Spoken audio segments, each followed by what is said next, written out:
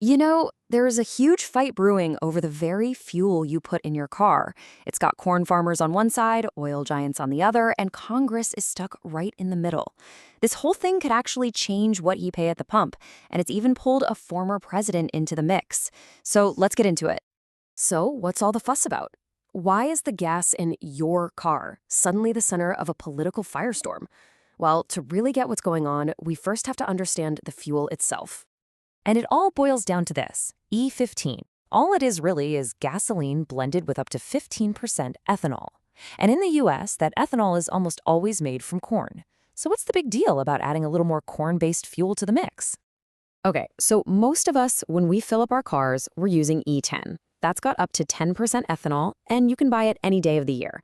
But E15, with that higher 15% blend, well, that comes with a big catch. You usually can't buy it in the summer. And that summer ban, that's the core of this whole fight. Now, this ban isn't just random. There's actually a reason for it, and it goes back to the Clean Air Act. The worry is that the extra ethanol in E15 makes the fuel more volatile. That just means it evaporates more easily. And in the hot summer months, that extra evaporation can contribute to smog. So the government has historically restricted its sale to try and keep the air cleaner during peak driving season. So, if there's a ban, who's pushing to get rid of it? Well, you've got the biofuel industry and America's corn farmers leading the charge. And for them, this isn't just about fuel, this is a major economic issue. Yeah, check out this quote from the CEO of the American Coalition for Ethanol. It really captures the urgency they feel. They see year-round E15 as a lifeline for rural economies that are really going through a tough time. They think it's on Congress to step up and help. Their whole argument really boils down to three key things. First, year-round sales would create a steady market for corn, which would obviously boost farmers' income. Second, they say it's a win for you and me, the consumers, because E15 is often a few cents cheaper per gallon. They're basically selling it as a total common sense solution. Right, so if it's such a common sense solution, why isn't it already law? Well, welcome to Washington, D.C. A bipartisan bill to do exactly that got introduced, but it pretty much ran straight into a political brick wall. So here's how it went down. They had this bill, both parties were on board, looked like a straight shot to a permanent fix.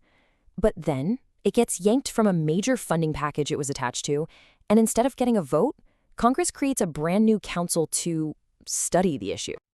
And you can bet the farm and ethanol groups were not happy about this. They saw this new council for what it was, a classic DC delay tactic. They called it another kick-the-can delay, which meant more waiting and more uncertainty when all they wanted was a final decision. So just when it looks like things are completely stuck in the mud in Congress, a new player enters the game. And this one is a total wild card that changes the whole equation. Former President Donald Trump. And his message couldn't be more different from Congress's let's form a committee approach. He just comes out and makes a simple, direct promise. You pass a bill, and I will sign it, quote, without delay. It was a statement that just cut right through all the political maneuvering. Now, analysts were all over this, and they pretty much agreed this was a very calculated, very savvy political play. It did three things at once.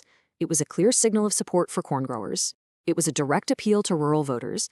And it gave him a great consumer-friendly talking point, more choice and cheaper gas. Okay, so let's take a step back and really look at what's at stake here. You've got fuel regulations, farm economics, and high-stakes national politics all tangled up together. What does everybody actually want out of this? This chart really breaks it down nicely. The biofuel and farm groups, they just want one thing, economic certainty from year-round sales. Congressional leadership is in the middle, trying to broker some kind of compromise with their counsel. Donald Trump is looking for a fast, clear policy win that plays well with his base. And then you have the refining industry. They're playing a whole different game. They'll talk about E15, but only if they can get broader regulatory changes they want as part of the deal. And because everyone wants something different, what do we end up with? A total mess. We don't get a permanent solution. Instead, every single summer, it's the same story. A messy patchwork of temporary, last-minute emergency waivers that allow E15 sales, creating a ton of uncertainty for everyone, from gas stations to suppliers. And this, right here, is the fundamental problem. You've got the biofuel industry pushing for a simple, targeted fix just for E15.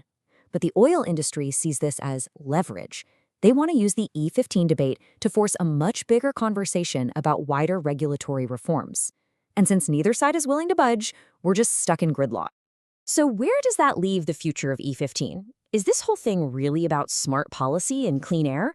Or has this fuel just become another pawn in a much bigger, much more complicated political game? As it usually goes in Washington, the answer is probably a little bit of both.